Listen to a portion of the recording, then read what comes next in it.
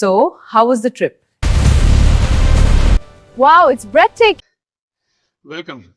In today's episode, we are going to read, study, learn English poetry class 12 in one shot. Means all the poems in a gist, in brief. So, perfect for your preparation of board exams.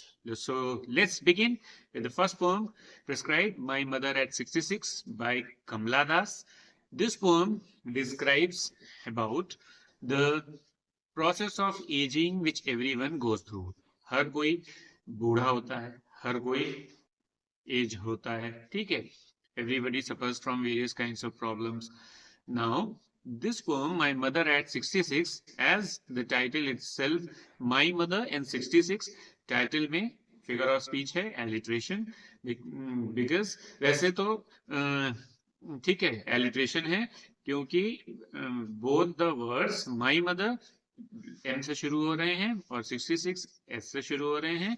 Whenever there is repetition of words beginning with the same letter, especially consonants, तो वो क्या कहलाता है? उसको कहते हैं alliteration कहते हैं, ठीक है. That is called as alliteration. तो यहाँ पर इस पोएम में जो पोएट कमला दास हैं, इंडियन पोएट हैं, उन्होंने विमेन के बारे में, उन्होंने सोशल प्रॉब्लम्स के बारे में, एक गर्ल को क्या प्रॉब्लम फेस करनी पड़ती है उसके बारे में लिखी है. तो यही एक प्रॉब्लम है, उन्होंने इसमें भी लिखी है, ठीक है. उसमें क्या लिखती हैं कि वो एक बार अपने घर जा रही थी, घर से जा रही थी, ठीक है, अपने पेरेंट्स के घर से, और कोचीन जा रही थी. She had to board a flight.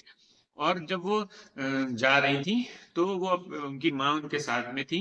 From which ever vehicle she was going through, जिस भी व्हीकल से जा रही थी, उनकी माँ उनके पास बैठी हुई थी. अचानक जब उनको देखती है तो she gets very very sad.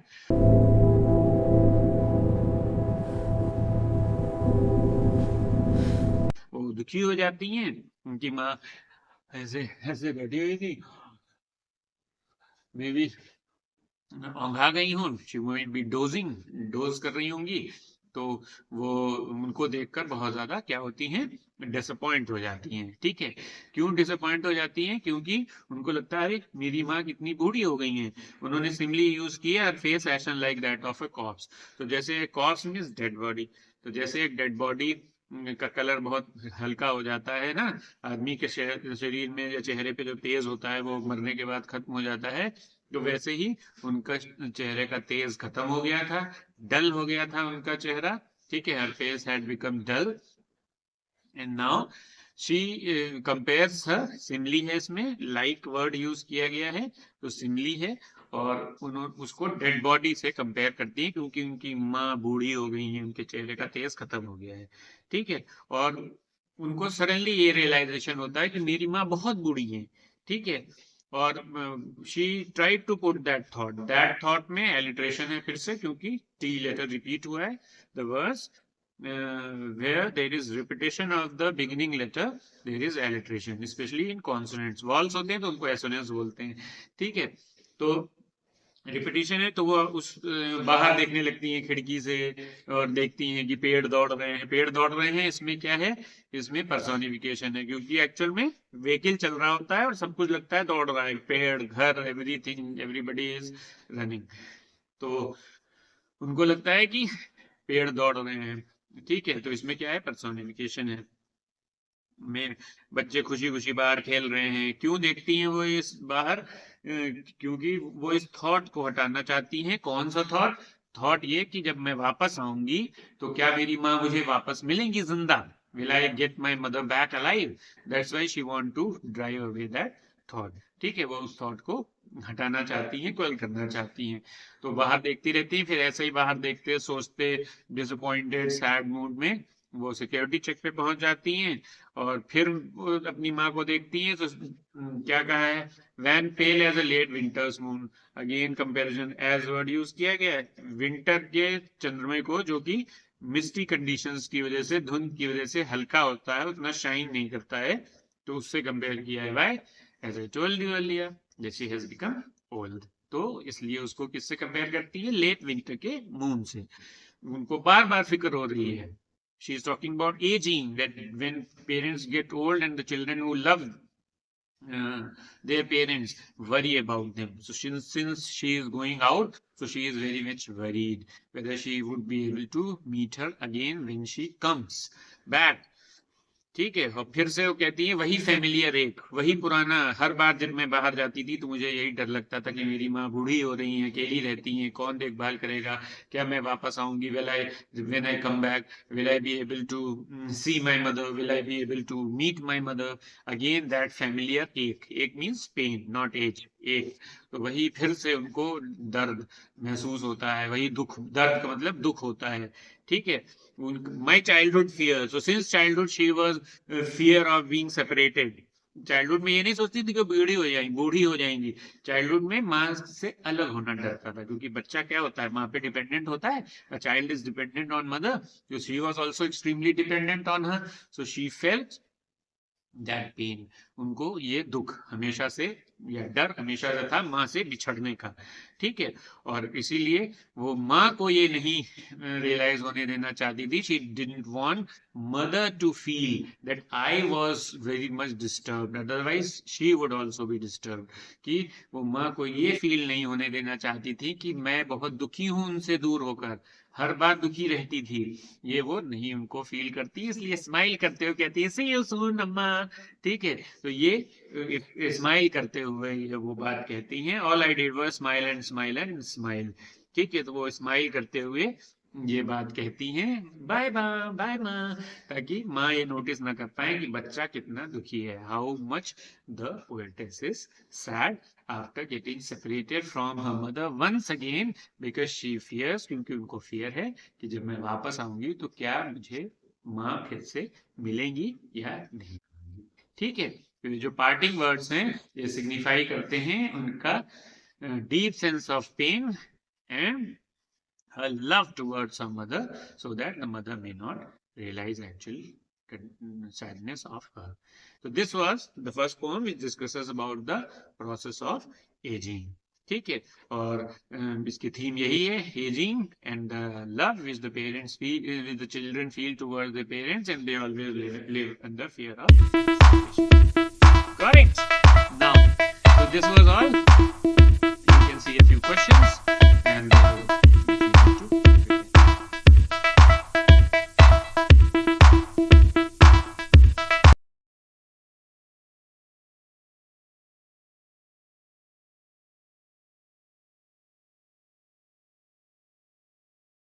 now let's get on with the next one, because it's a one shot episode. Next is keeping quiet. In the poem Keeping Quiet, Pablo Neruda is discussing about the problem which the world is facing today. भाग रही है दुनिया. The world is running very fast, है ना, बहुत तेजी से भाग रही है. Nobody cares a damn about anything, and because of that sheer word of development, जो डेवलपमेंट वर्ड यूज किया जाता है, वो डेवलपमेंट के नाम पर कितना लोगों के साथ अत्याचार हो रहा है, डेवलपमेंट के नाम पर countries are fighting, Russia Ukraine war, Israel Palestine war, America trying to capture other territories, ठीक है। डोनाल्ड ट्रम्प ने भी मेदुरो को उठा लिया, प्रेसिडेंट को उठा लिया, पढ़ा था आपने। अब वो ग्रीनलैंड की डिमांड कर रहे हैं कि ग्रीनलैंड पे हम कब्जा कर लेंगे, ग्रीनलैंड हमें चाहिए, वो मेरे लिए इंपॉर्टेंट है। तो ये क्या हो रहा है, इससे वर्ल्ड में थ्रेट हो रहा है। Already 2 world Wars have happened, third is on the anvil. तो इस पोम में यही बताया गया है, जैसे हम लोग छोटे पे होते थे और गिनते थे आइस पाइस खेलने पर, है ना, आइस पाइस खेला है, हाइड एंड सीक, 1 2 3 4 छुप जाओ सब लोग वैसे ही पोएट कह रहा है हम 12 तक गिनेंगे और सब लोग शांत हो जाओ, ठीक है। तो एक गेम शुरू करते हैं। क्या गेम है? तो वी विल में क्या है, एलिट्रेशन है। क्यों? क्योंकि वर्ड्स जो है वो सेम वर्ड से दोनों वर्ड्स शुरू, सेम लेटर से दोनों वर्ड्स शुरू हो रहे हैं, ठीक है। तो ये क्या है, यहाँ पर एलिट्रेशन है, ठीक है। तो वो कहते हैं कि एक कुछ देर के लिए हम बिल्कुल ना बोले। तो जैसा कि टाइटल है कीपिंग क्वाइट, तो ना बोलने से मतलब है वी शुड टेक लीव और we should sit at home for some time. भागा दौड़ी, पैसे के पीछे, काम के पीछे भाग रहे हैं। We are not caring about environment.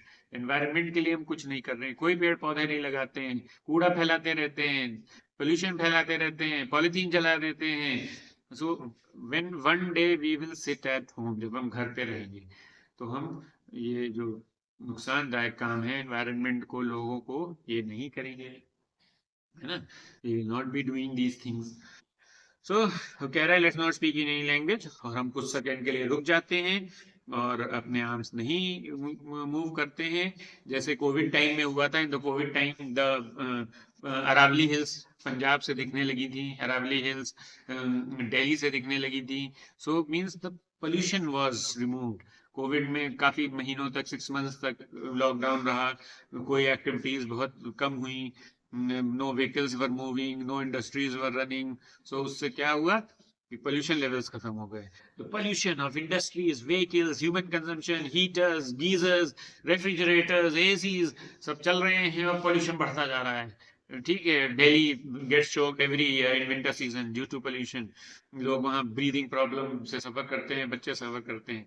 तो वही कह रहा है कि मत करिए इतना पोल्यूशन, थोड़ी देर के लिए शांत बैठ जाए। इसका जो मेन वो है, और एक वर्ड वो यूज करता है कि हम साथ में होंगे सडन स्ट्रेंजनेस में। तो हो सकता है जब कोविड टाइम में फैमिली मेंबर्स घर में रहे, मम्मी पापा बाहर चले जाते थे, बच्चे बाहर चले जाते थे पढ़ने लिखने, काम करने, whatever, and now when everybody was at home, so at least they were together, they were spending time with each other.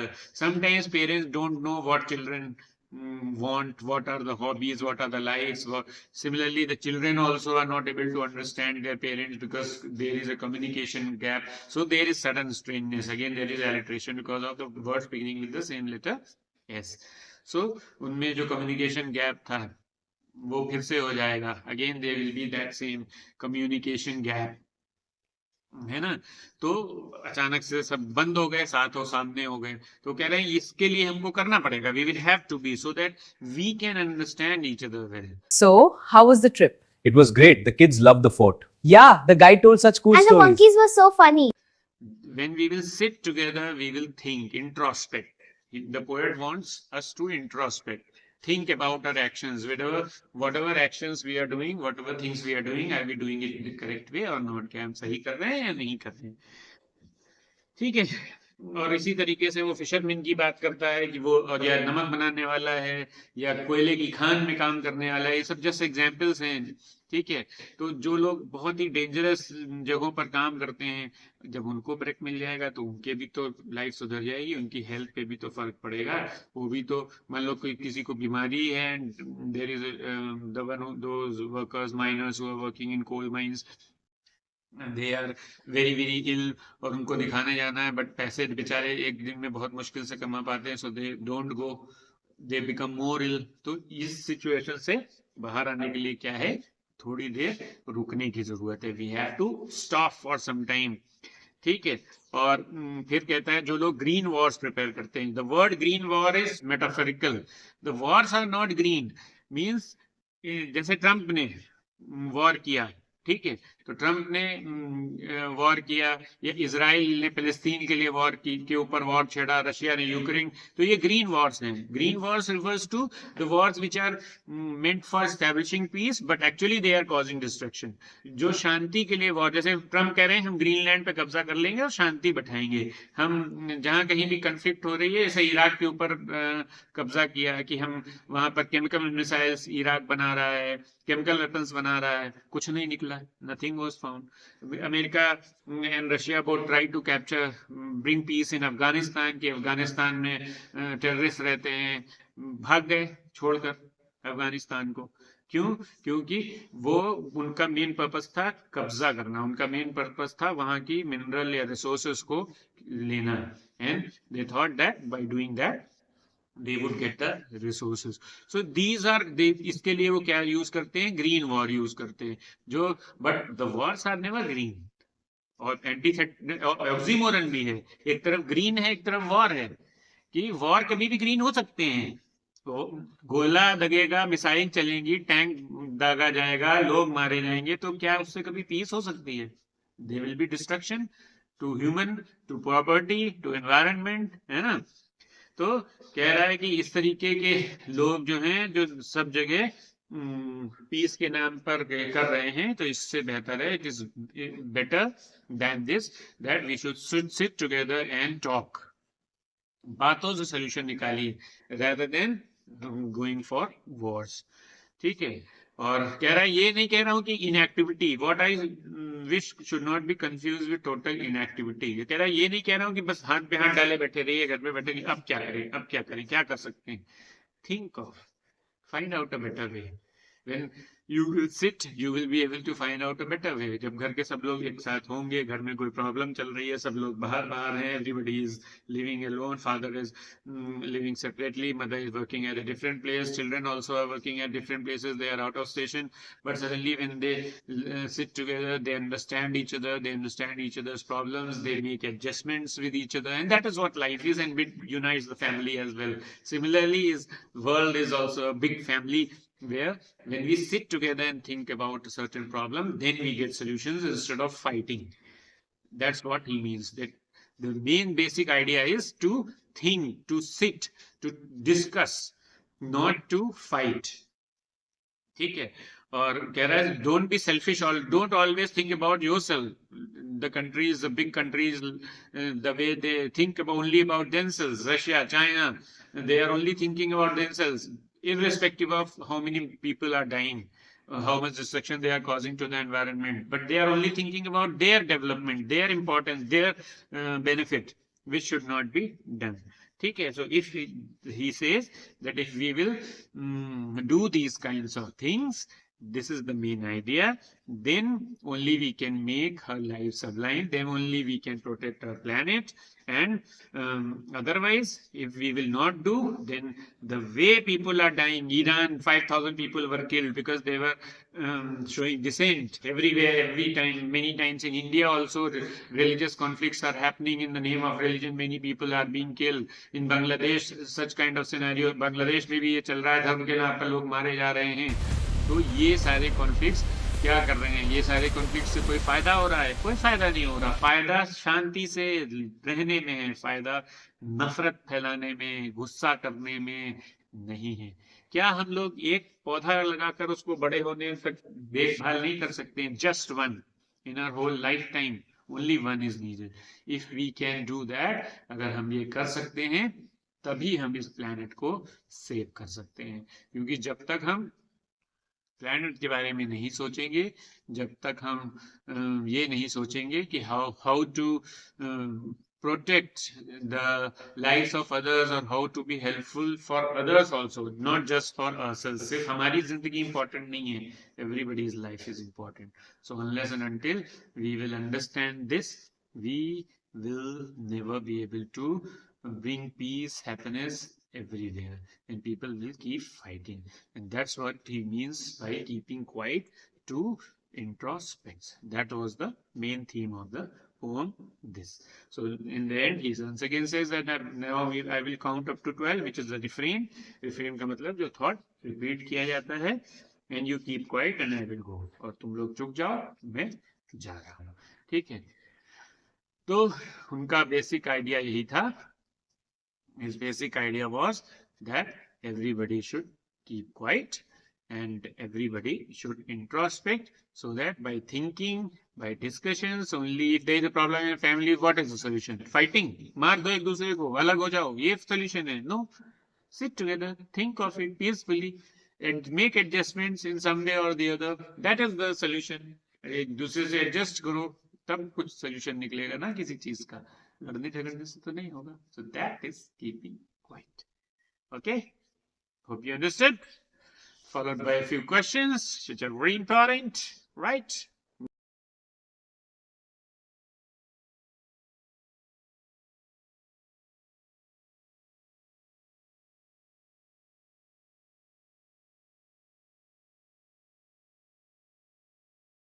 Now the next poem. It's one chart. Next poem, A Thing of Beauty by John Keats. A Thing of Beauty by John Keats. It's a part of a longer poem, Endymion, ठीक है, Endymion pome का ये extract है, ये पूरी pome नहीं है। यहाँ पर वो बता रहा है the main idea, the main theme of this part, thing of beauty is that the objects of beauty always remain the source of happiness for everyone. यही इसका मेन आइडिया है पोम का, कि जितने भी सोर्सेज ऑफ ब्यूटी हैं, जैसे शुरुआत करते हैं ताजमहल से।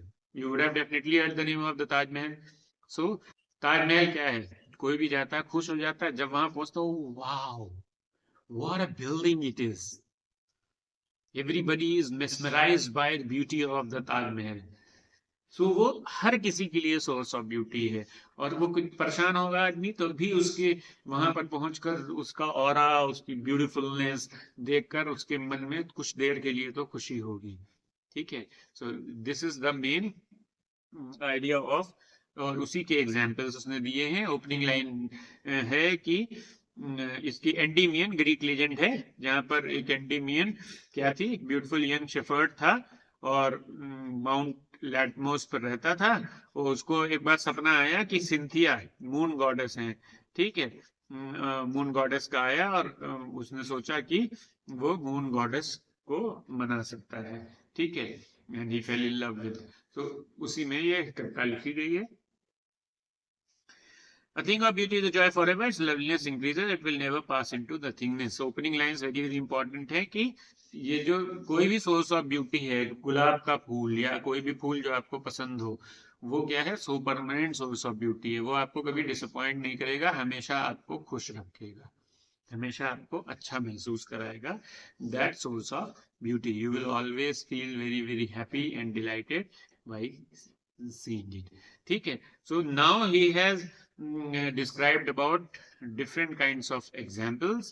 उसने यहाँ पे अलग अलग तरीके के एग्जाम्पल्स दिए हैं कि सोर्स ऑफ ब्यूटी क्या कर सकती है हमारी लाइफ में। एक बार की है कि शेडी प्लेस है, कोई धूप में चलता हुआ व्यक्ति है, वो अगर छांव उसको मिलती है तो अच्छा लगता है, he feels happy. So beauty means happiness. Beauty means a source of happiness. एक खुशी का स्रोत। ठीक है, source of happiness is beauty है। और जो भी उसने एग्जाम्पल दिए हुए हैं वो सभी सोर्सेस ऑफ ब्यूटी हैं। जैसे beauty lies in noble natures है, इसमें एलिट्रेशन है। ठीक है, वी रेथिंग में एलिट्रेशन है, these are some poetic devices used here. And जो कहता है some shape of beauty, some shape में एलिट्रेशन है, moves away the pall from a dog spirits। तो कुछ तो हम बहुत दुखी हैं, अचानक से कोई छोटा सा बच्चा आ जाता है जो जिसे हम देख के बहुत खुश हो जाते हैं, कोई बीमार है उसको कोई जोक सुना देता है तो वो खुश हो जाता है। ठीक है, somebody has lost someone in the family and somebody helps and shares and gives him a hug, so that is a source of beauty. So these are all means there are hundreds of sources of beauty, and there are hundreds of opportunities which can make a person happy at a time. तो पेड़ की छाया है, ठीक है, flowers हैं, orchard है, आप beautiful garden में जाइए, देख के वहाँ की फुलवारी सुंदरता आप बहुत खुश हो जाते हैं। ठीक है, जैसे ये कह, एंड देन ही सेज कोई झरना बह रहा है, cooling covert, again there is alliteration. ठीक है, और गर्मी में आप बहुत ज्यादा गर्मी लग रही है, आप चलते हुए जा रहे हैं, या आप फॉरेस्ट में चले जाइए, शेडी बहुत सारी छांव है तो वहां पर कूल रहता है। सो these are all sources of beauty and they never die. The main idea behind it is that ये कभी खत्म नहीं होते हैं, यानी कि ये sources of beauty. The Taj Mahal, a very good book, ignited minds by APJ Abdul Kalam, उनकी ये किताब जो रीडर्स हैं उनको बहुत पसंद आती है, always they love it. Cricketers को क्रिकेट का मैच बहुत पसंद आता है, फुटबॉल लवर्स को फुटबॉल का मैच पसंद आता है, हमेशा उनको सोर्स ऑफ ब्यूटी देगा, हमेशा always they enjoy watching it. जो मूवी लवर है तो उसको मूवीज बहुत हमेशा एंजॉय, एंटरटेनमेंट देती हैं, जॉय देती हैं, they give joy. So these are all different sources of beauty. और कहता है कि ये भी कहा है कि ग्रैंडर ऑफ डूम्स में, यानी कि एंटीथेसिस है। ग्रैंडर ऑफ डूम्स का मतलब जो चीजें डिस्ट्रक्ट हो गई हैं, जैसे the buildings which were made by the Mughals in India In Afghanistan, the various rulers made them, or whether in Greece, you go and see the beautiful architecture, whether you see the Egyptian pyramids, these are all called what they are domes, यानी कि इनको बनाने वाले मर चुके हैं.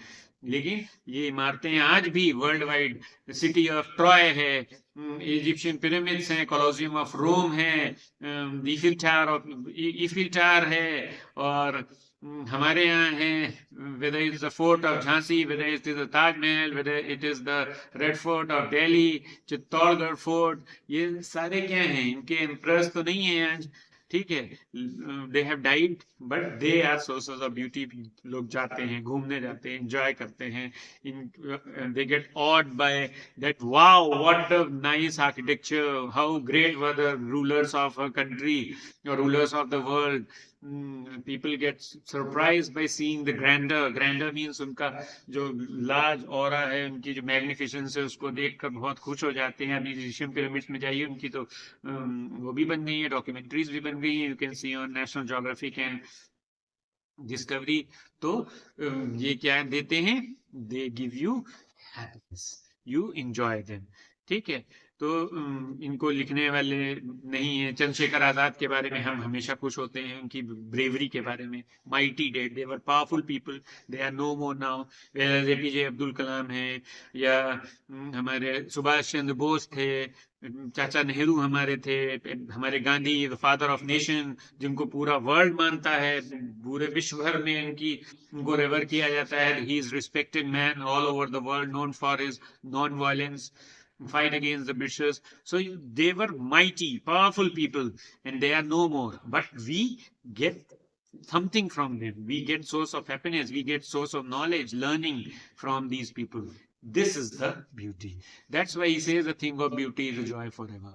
कि ये हमेशा, आज आप हमसे ये जान रहे हैं, हमने पहले जाना है, और ये सभी चीजें जनरेशन से लोग पढ़ते, देखते, सुनते, एंजॉय करते आ रहे हैं. They have been doing it since generations, enjoying them, learning them, taking joy from them, but they have never died because they are a permanent source of joy. They bring joy for different kinds of people according to their different choices. सबकी अलग अलग choices के according, सबको अलग अलग, कुछ किसी को छां में बैठना पसंद है, तो किसी को सुंदर सा गार्डन देखना पसंद है, तो किसी को फोर्ट जाना पसंद है. somebody likes watching movies, somebody likes watching a badminton man playing of Saina Nehwal, somebody likes watching Sabalenka playing in the lawn tennis tournament. Australian Open चल रहा है, उसको लोगों को देखना पसंद है. किसी को रॉजर फेडरर पसंद है, किसी को क्रिस्टियानो रोनाल्डो पसंद है, तो किसी को रोहित शर्मा पसंद है. somebody loves Virat Kohli. So they are all sources of different beauty and for everybody's liking. So सबके liking के अनुसार अलग अलग choices हैं और unending हैं, हमेशा कभी ना खत्म होने वाले source of beauty है. The only thing is where you find them. अगर आपको ये मिलते हैं, तो क्या कहता है, लास्ट 2 लाइंस बहुत इंपॉर्टेंट हैं. An endless fountain of immortal drink. Endless fountain hyperbolic expression है कि ये एक ऐसा झरना है जो निरंतर बहता जा रहा है, कभी खत्म नहीं होगा. तो ऑब्वियसली ये जनरेशन से लोग देखते, सुनते, पढ़ते, एंजॉय करते आ रहे हैं, हम भी कर रहे हैं, आगे की जनरेशन भी करेंगी. और जैसे हेवन से कोई झरना बह रहा है, कंपेयर कर रहा है, ठीक है, मेटाफोरिकल एक्सप्रेशन भी है यहाँ पर, हाइपरबोलिक एक्सप्रेशन भी है, कि जैसे एक झरना बह रहा है, इमॉर्टल है, ठीक है, कभी ना खत्म होने वाला, वैसे ही जैसे कभी ना खत्म होने वाला झरना है, नायग्रा फॉल्स जैसे कभी भी बंद नहीं होते हैं, तो उसी तरीके से ये भी है. So the main idea behind it was that the thing of beauty is a joy forever. I hope you understood this poem also, and remaining 2 are there. ठीक है, सो इसके बाद आपके क्वेश्चंस आएंगे, and you see the important ones, and then the next poem of the day.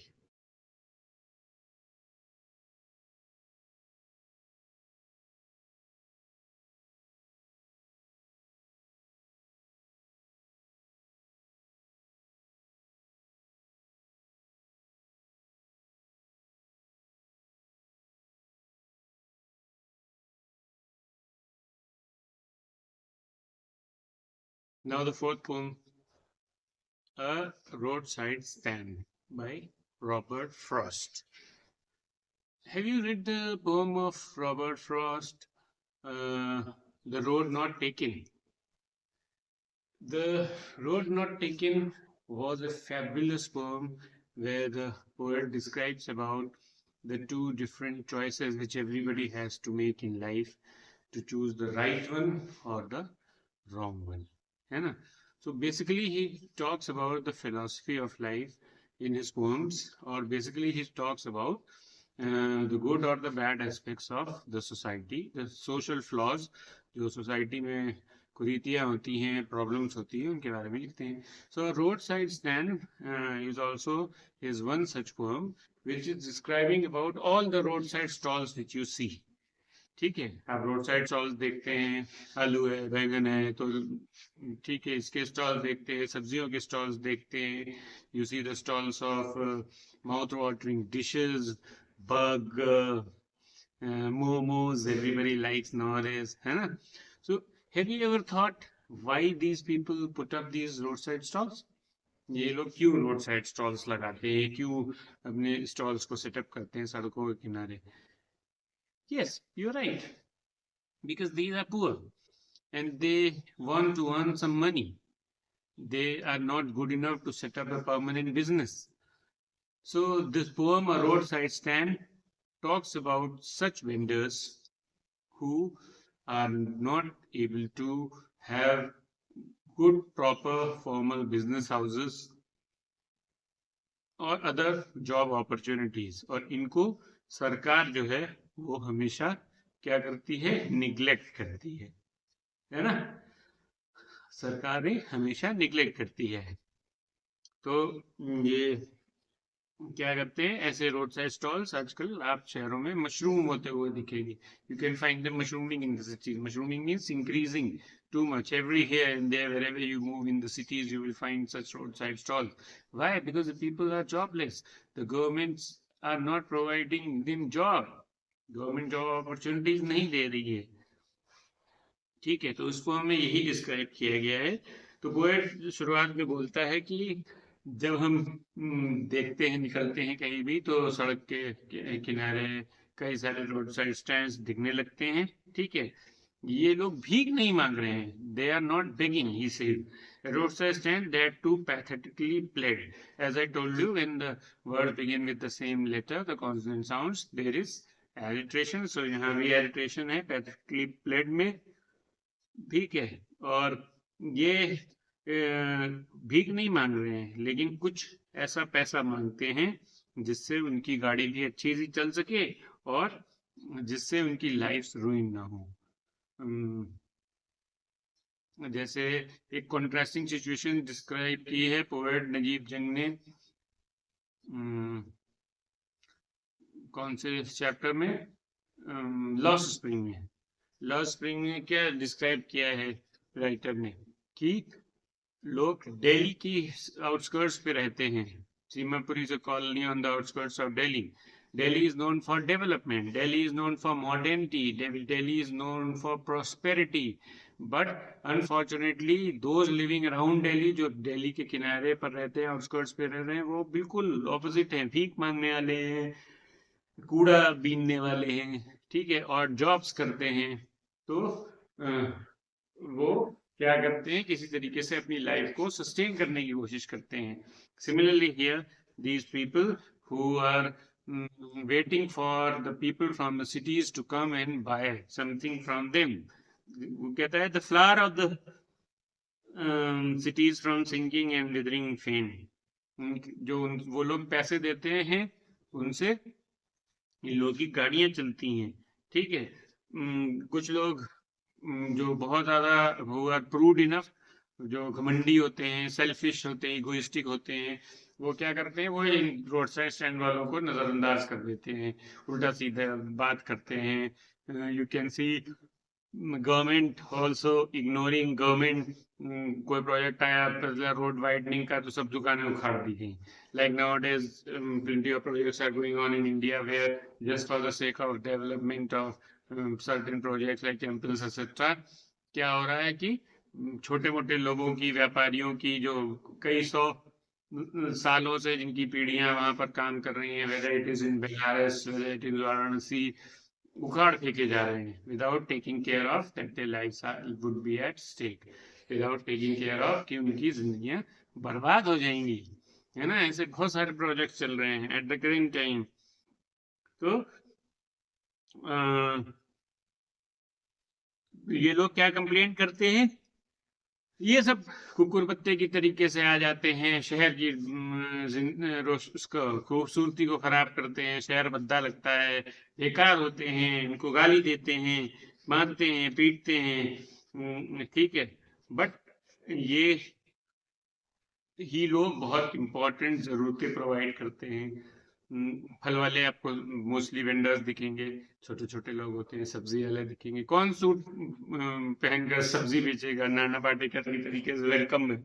कोई करता है भला ऐसा? Does anyone do that? Nobody does that. So obviously they are selling fruits or they are selling vegetables because they don't have enough money to set up good businesses, or they are not literate enough, पढ़ने पढ़े लिखे नहीं है कि वो jobs अच्छी जगह पर पा सके।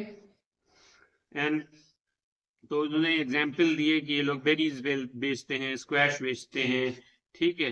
और लेकिन जो शहर वाले होते हैं वो इनको गाली देते हैं, इनको क्रिटिसाइज करते हैं, ये कहता है, ठीक है, पोएट जो है फर्स्ट पैराग्राफ में। और बस ये क्या एक्सपेक्ट करते हैं, ये एक्सपेक्ट करते हैं कि इनको मारा ना जाए, इनकी दुकानें ना तोड़ी जाएं, they should be also dealt kindly. Only what they expect that the people from the cities or those who pass by wait for them, they also buy some food items from them so that their life may go on. This is what the poet has told in the first paragraph. जब वो कहता है here far from the city we make a roadside stand and ask for some city money to feel in hand to try it will, if it will not make our being expand and give us the life of moving pictures promise that the party power is said to be keeping from us. तो जो party power में है वो कहती है, जब election होते हैं तब बहुत बड़े बड़े वादा करते हैं, आपके लिए ये बनवा देंगे, आपके बच्चों को पढ़ाई देंगे, आपके बच्चों को जॉब्स देंगे, the poor people will get good living opportunities, free houses will be given. but situation क्या है कि 5 किलो राशन पर उनको जिंदा रखने के लिए मजबूर किया जाता है, उनको कोई इम्यूनिटीज नहीं प्रोवाइड की जाती है, instead they are shunted out, उनको भगा दिया जाता है।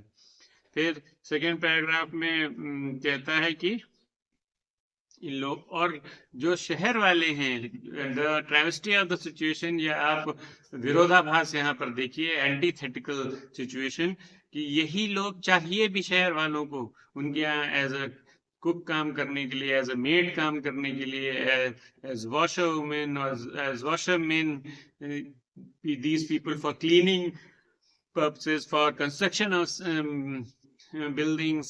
These laborers are needed from Bihar, Orissa, different parts of the country. These people go there and work there in the whether it is a cracker industry, whether it is any other manufacturing industry. तो जो ये अनपढ़ बेचारे लोग हैं यही तो जाते हैं, this is all they go। तो ये जो अपने शहरों में गुमटी रखकर किसी तरीके से छोटे छोटे स्टॉल्स रखकर अपने जीवन यापन कर रहे हैं, हुआ just keeping their body and soul together, है ना। तो वो कहते हैं कि ज्यादा कुछ ये नहीं मांगते हैं कि हमको मॉल बना कर रह दीजिए या आलीशान घर बना कर दे दीजिए, बट एटलीस्ट जो पार्टी पावर में है, जो प्रॉमिस कर गई है, उतना तो दे दीजिए। फिर क्या होता है कि इनको वादे करके शहर में बुलाया जाता है, तुमको ये देंगे, आओ तुम्हें फैक्ट्री में जॉब देंगे, come here, and then they are treated badly. Even it happens they are sent to out countries in the foreign like Iran, Iraq, etc. वहाँ भेजे जाते हैं, सऊदी अरेबियन कंट्रीज में भेजे जाते हैं, फिर वहाँ बुरा अत्याचार होता है, उनके साथ बहुत बुरा व्यवहार होता है, where they won't have to think for themselves anymore, while greedy good doers and beneficent beasts of prey swam over their lives enforcing benefits. तो greedy good doers देखिए कहा गया है, greedy और good doers and oxymoron है, क्योंकि वो good doers हैं, greedy भी हैं, ऑपोजिट है ना क्वालिटी की, अच्छाई भी है और लालची भी है। तो लालची कौन है? ये बड़े लोग जो उनको इनवाइट करते हैं, जो पॉलिटिशियंस हैं, जो गवर्नमेंट ऑफिशियल्स हैं, वो invite them to the cities by making false promises, ठीक है, और उनकी लाइफ को फिर कंट्रोल करते हैं, उनको लेबरिंग यूनिट्स में काम कराते हैं, उनको ब्रिक किल्न्स में काम कराते हैं, ठीक है, भट्टों में काम करने के लिए मजबूर करते हैं, सब कर्मचारी different types of workers, as I told you, menial workers जिनको बोलते हैं, उस तरीके से काम कराते हैं. Then later on poet also says कि मुझे बहुत दुख होता है, I can not bear this sight, मुझे ये सब देखकर बहुत दुख होता है कि किस तरीके से इनके साथ ऐसा ट्रीटमेंट होता है. इनकी भी तो, मेरी हमेशा से चाइल्डिश लॉन्गिंग थी, the thought of so much childish longing in vain, the sadness that lurks near the open window there that wants all day in almost open prayer. तो मेरी हमेशा से ये ख्वाहिश थी कि इनके साथ अच्छा व्यवहार हो, इनको भी अच्छे अपॉर्चुनिटीज मिले. क्या गरीबों के बच्चे पढ़ते नहीं हैं, आगे नहीं निकलते हैं? Many times you would have seen a rickshaw pullers child cracking IIT exam और बिकमिंग ए स्पोर्ट्स पर्सन. पान वाले की बेटी स्पोर्ट्स पर्सन बन गई, फिशरमैन की बेटी हॉकी प्लेयर बन गई. So why? Because the thing is to get give a good opportunity. जब अच्छी अपॉर्चुनिटी दी जाएगी तभी तो ये संभव होगा ना, then only it will be possible. So the poet is sad about it, और हमेशा से सोचता रहा, और लेकिन बहुत मैं कहता है 1000 सेल्फिश कार्स पास, ठीक है, सेल्फिश कार्स बोला उसने, ट्रांसफर्ड एपिथेट है, ट्रांसफर्ड एपिथेट है सेल्फिश कार में, जहां पर वो बताता है कि ये कार जो है सेल्फिश है, जहां पर मीनिंग ट्रांसफर किया जाता है. सेल्फिश क्या होते हैं? लोग होते हैं, लेकिन कार सेल्फिश है, मतलब जो लोग हैं कारों में चलने वाले वो सेल्फिश हैं. तो वो पास करते हैं और सब इनको इग्नोर कर देते हैं. कोई रुकता है कोई जगह पूछने के लिए, कोई प्राइस पूछने के लिए, ठीक है, कोई अपनी कार घुमाने के लिए वहां से निकलता है, but very few bother to lend them a helping hand, or very few bother to purchase something from them because of their selfishness. उनमें घमंड है पैसे का, ठीक है. और फिर लास्ट पैराग्राफ में पोएट यहाँ पे कह रहा है कि कोई भी country money the country scale of gain the fixed labour spirit has never been found. कितनी स्कीम्स आई, whether it is Manrega in India, if we talk about whether it is Manrega or any other scheme. Manrega offers a few days of work in a year, ठीक है, और any other scheme by the government offers free food and rice, but the actual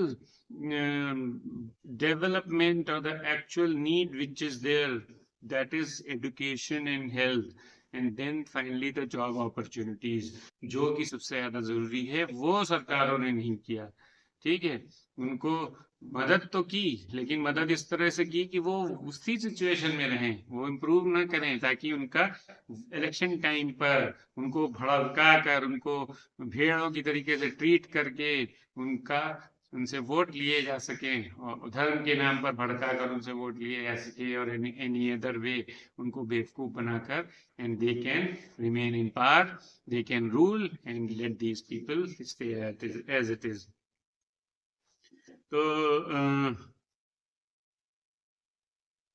तो poet end करता है disappointing note पे कि शायद कभी कोई चांस हो कि ये लोग डेवलप होते दिखे. Although some of the governments have done certain good things by providing some free housing opportunities to the poor, etc. in certain cities, but in a big country like India, lot needs to be done. ठीक है, बहुत बहुत कुछ करने के लिए बाकी है. तो पोएट जो है इसमें थोड़ा सा डिसअपॉइंटिंग टोन में नोट में पोएट पोम को एंड करता है, सोचते हुए कि शायद कभी बदलाव आएगा. और इनकी सिचुएशन, जो हमारे 85 करोड़ भारतीय हैं जो फ्री के 5 करोड़ राशन पे हैं, तो वो कितने दिन सस्टेन कर सकते हैं? Don't you think proper health and don't you think proper education opportunities should be given? They also deserve to come out of their poverty. They also deserve to live in good living conditions. But mostly these roadside stands or hawkers or vendors or these poor people, symbolic of ये बुरी तरीके से treat किए जाते हैं, मारे जाते हैं। कम्युनल वायलेंस बहुत होता है प्रेवलेंट, और on the basis of religion which is becoming popular nowadays. Every day there is a news that a hawker was mistreated because he was of a different religion.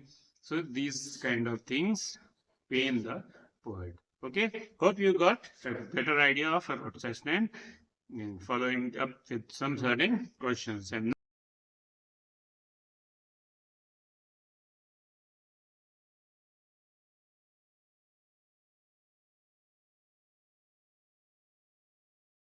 now the final poem of the syllabus, Aunt Jennifer's Tigers. Aunt Jennifer's Tigers by Adrian Rich is a beautiful poem where tigers, Aunt Jennifer's tigers, are metaphorical of courage. ठीक है, ये metaphor है, यानी कि direct comparison किया गया है किससे? उन विमेन से।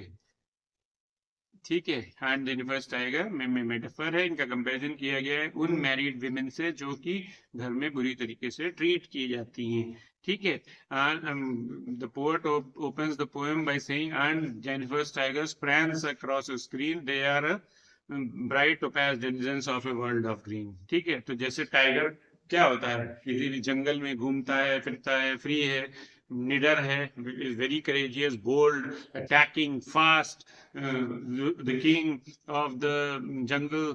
ठीक है, सो वो क्या है, मर्जी का मालिक है। बट वो कहता है, फर्स्ट लाइन में कहती हैं कि वो फेयर नहीं करते लोगों को, लोग के पास से निकल जाते हैं। वही लोग जो सब जंगल सफारी करने जाते हैं, you would have seen such scenes where the people are not feared by the tigers. ठीक है, वो उनके आसपास घूमते रहते हैं, ठीक है, पास आ जाते हैं। They move confidently in chivalric certainty, है ना, बिल्कुल निडर होकर, वो शिवलरिक सर्टेनिटी में एलिट्रेशन है, निडर होकर वो घूमते फिरते रहते हैं। जबकि ऑपोजिट है आंट जेनिफर के टाइगर, जो कि वो कपड़े पर बुन रही है। तो आंट जेनिफर के टाइगर ये कहाँ हैं? उनके कपड़े पर, वो निटिंग कर रही हैं, कढ़ाई कर रही हैं, उसमें टाइगर्स बना रही हैं। तो कहता है पोएट सेकंड लाइन में कि उनकी फिंगर्स फ्लटर कर रही हैं। Through our wool find even every needle hard to pull, दो सुई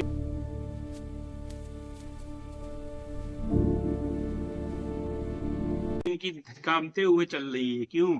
क्योंकि she is badly treated, although she is making tigers. So contrasting antithetical situation है, identical situation भी है, that although she is making tigers, but her fingers are trembling, shivering, because she is fearful, badly. Hundreds of cases you hear every now and then where the women are very badly treated. Although nowadays men are also badly treated by certain women, that's a different scenario. But this poem talks about the women's case, so let's proceed with that. तो women badly treat होती की जाती हैं, ठीक है, वो मजबूरी वश शादी कर दी जाती हैं। कुछ तो पेरेंट्स उनको पढ़ाते लिखाते भी नहीं हैं ठीक से, बस लड़की थोड़ी हुई शादी लायक हो, उसको ब्याह दो, छुट्टी हो। They are a burden, women have fought. Dangal देखिए आप, कैसे एक बाप अपनी लड़कियों के लिए लड़ता है। You may see the movie Chhapaak, where how the women who face acid being thrown on their faces, how they fight against such people who see them with evil eye. ठीक है, तो ऐसे मैरी कॉम देखिए, बहुत सारी ऐसी movies हैं आप देख सकते हैं where the women have fought the society, the system, the taboos existing in the society, उनके घरों में जो restrictions थे उनसे लड़ी हैं। तो यहाँ पर आंट जेनिफर इस पोएम में दिखाई गई है कि वो टाइगर्स बुन रही हैं, उनके हाथ कांप रहे हैं, क्योंकि घर में बहुत सारे restrictions है, उनमें फ्रीडम नहीं है, उनको अपनी मर्जी से कुछ भी करने नहीं दिया जाता है। और पोएट कहता है कि the massive weight of uncle's wedding band sits heavily upon Jennifer's hand.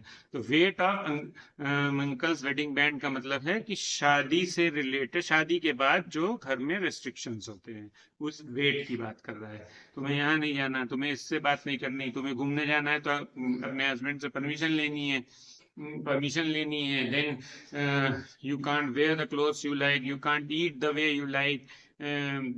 some husbands are alcoholic, so they abuse their paramours, they beat them. So mistreatment by the in-laws, where the women are beaten, sometimes burnt, even killed. These kinds of cases you see, आप इस तरीके की घटनाएं देखती हैं, तो वही wait है, डर। आन जेनिफर के टाइगर जितने बोल्ड हैं, करेजियस हैं, ये विमेन शादी के बाद उतनी ही टिमिड हो जाती हैं, डरपोक हो जाती हैं, तड़क तड़क कर अपनी लाइफ को जीती हैं। फिर लास्ट में बताती हैं, लास्ट पैराग्राफ में पोएट कहती हैं कि जब हार्ट मर जाएंगी, हर टेरिफाइड हैंड्स में फिर ट्रांसफर्ड एपिथेट है, क्योंकि हार्ट टेरिफाइड नहीं है, सिचुएशन से डर उनके अंदर जो है, उसकी वजह से हार्टों में डर है, यानी कि डर वो पर्सनैलिटी का हिस्सा हो गया है। और वो still ring with ordeal she was mastered by. तो ऐसी हजारों लाखों विमेन हैं एंड जेनिफर के तरीके से, जो कि घर के काम में अभ्यस्त रहती हैं। They keep on doing but are very badly treated. They keep on sacrificing their lives for the children, for the husband, for their in-laws, but still they do not get the peace of life. They are very badly treated. They are exploited physically, mentally, sexually, every way they are exploited and lead a very pathetic married life, especially. So the women or the girl should also get good opportunities. They should also be educated properly, and the parents should look after them. तो कह रहे the tigers in the panel that she made will go on prancing proud and afraid. तो prancing proud में एलिटेशन है, because letter P repeat हुआ है, as I told you, the words जिनमें same letters starting होते हैं, रिपीटिशन होता है, कॉन्सोनेंट्स, तो एलिट्रेशन होते हैं। तो ऐसी हजारों औरतें, विमेन, गर्ल्स, इनके साथ ऐसा ही अत्याचार होता रहेगा। 25,000 लड़कियां एनपी से गायब हो चुकी हैं in the last year, in the last 5 years, 25,000 girls and lakhs of in India. Where have they gone? What is their future? So because the society eyes women or girls in a bad way, उनको गलत तरीके से देखती है, उनको commodity की तरीके से देखती है, and so the women and the girls are extremely badly treated, which is certainly something very very bad. So Aunt Jennifer Tiger describes about the poor condition of women, जो स्पेशली आफ्टर मैरिज के बाद जो लड़कियों या औरतों के साथ अत्याचार होते हैं, बुरे व्यवहार होते हैं, उनके बारे में हाईलाइट करती है, and expects the readers not to do that in their own lives. Okay,